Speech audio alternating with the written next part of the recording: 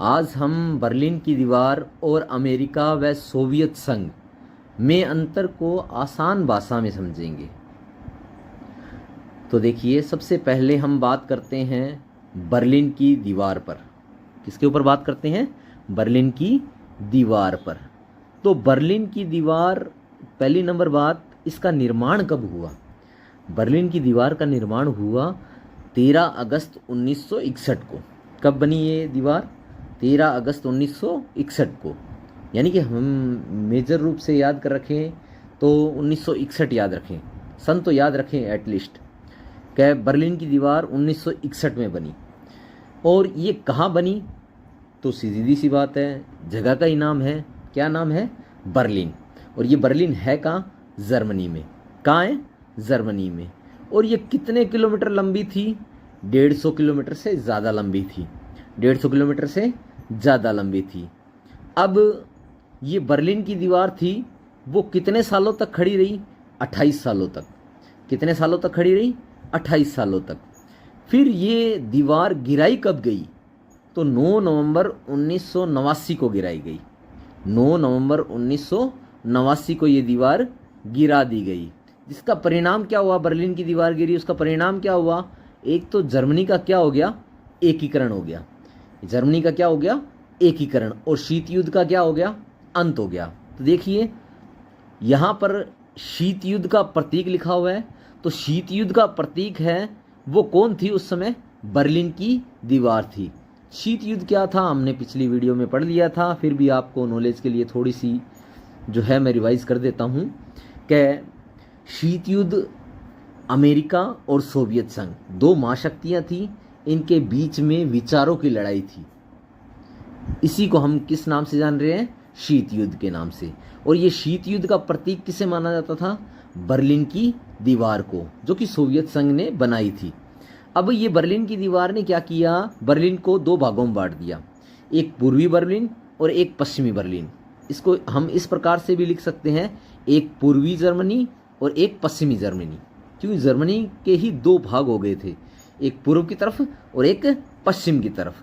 अब पूर्वी जर्मनी है, उसका नेतृत्व कर रहा था कौन? सोवियत संघ। कौन कर रहा था? सोवियत संघ। जबकि पश्चिमी जो जर्मनी है या पश्चिमी जो बर्लिन है, उसका नेतृत्व कर रहा था अमेरिका। ठीक है, ये दोबारा से मैं आप लोगों को रिपीट कर रहा हूँ, ये 28 वर्षों तक क्या रही? खड़ी रही। और ये 150 किलोमीटर से ज़्यादा लंबी थी। और ये कब गिरी?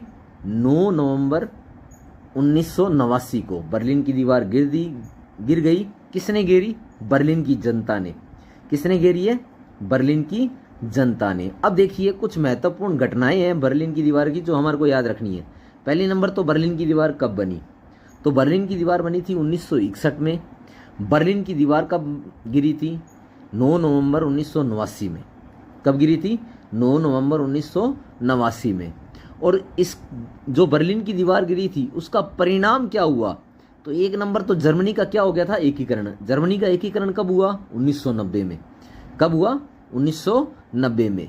फिर 1991 में क्या हुआ? सोवियत संघ का विघटन हो गया था। सोवियत संघ का क्या हो गया? विघटन।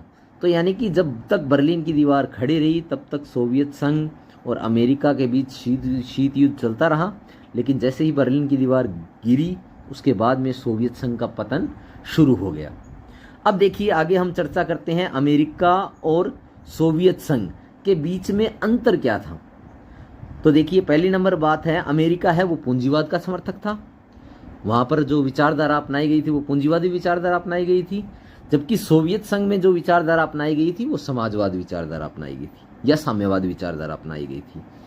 अब शासन व्यवस्था की बात करें तो अमेरिका के अंदर बहुदलीय लोकतंत्र था, यानी बहुत सारे दल है वो चुनाव लड़ते थे, शासन व्यवस्था में भाग लेते थे।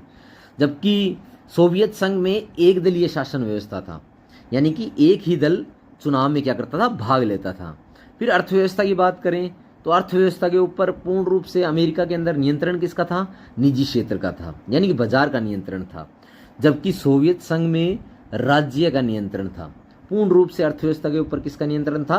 राज्य ही प्लानिंग करता था कि अर्थव्यवस्था का विकास किस प्रकार से करना है।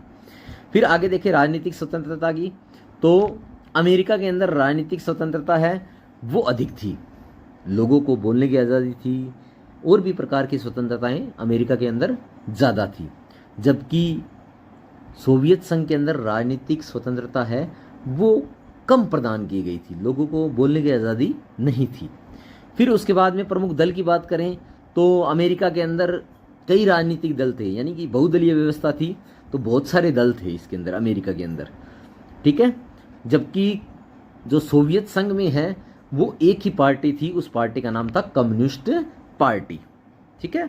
आगे देखिए, बात करें कि शीत युद्ध के अंतर्गत क्या हुआ। अमेरिका ने एक अपना सैन्य गुट बनाया जिसका नाम है नाटो। क्या नाम है? नाटो। नाटो का पूरा नाम उत्तरी अटलांटिक संधि संगठन, नॉर्थ अटलांटिक ट्रीटी ऑर्गेनाइजेशन। ये क्या था? एक सैन्य संगठन था उस समय। कब बना? शीत युद्ध के समय। और इधर सोवियत संघ ने भी एक अपना सैन्य गुट बनाया जिसका नाम था पूर्वी गुट या वारसा संधि, जिसको हम कह देते हैं। क्या कह देते हैं? वारसा संधि। तो ये इस प्रकार से सोवियत संघ और अमेरिका के बीच ये हम लोगों ने अंतर कर लिए हैं। आगे देखिए, एक महत्वपूर्ण तथ्य लिखा हुआ है यहाँ, बर्लिन की दीवार वो शीत युद्ध की सबसे बड़ी निशानी थी। बर्लिन की दीवार थी वो शीत युद्ध का सबसे बड़ा प्रतीक थी, सबसे बड़ी निशानी थी। लेकिन जैसे ही बर्लिन की दीवार गिरी तो विश्व के अंदर एक नई व्यवस्था आई। क्योंकि नई व्यवस्था क्यों आई? क्योंकि उस समय सोवियत संघ का विघटन प्रारंभ हो गया था। फिर सोवियत संघ के विघटन के बाद विश्व एक ध्रुवीय हो गया था, यानी विश्व के अंदर मुख्य रूप से है वो एक ही महाशक्ति बच गई जिसका नाम था अमेरिका। तो आज के लिए इतना ही। अगर आपको मेरी वीडियो पसंद आई हो तो लाइक करें, शेयर करें और चैनल को सब्सक्राइब करें। बहुत बहुत धन्यवाद।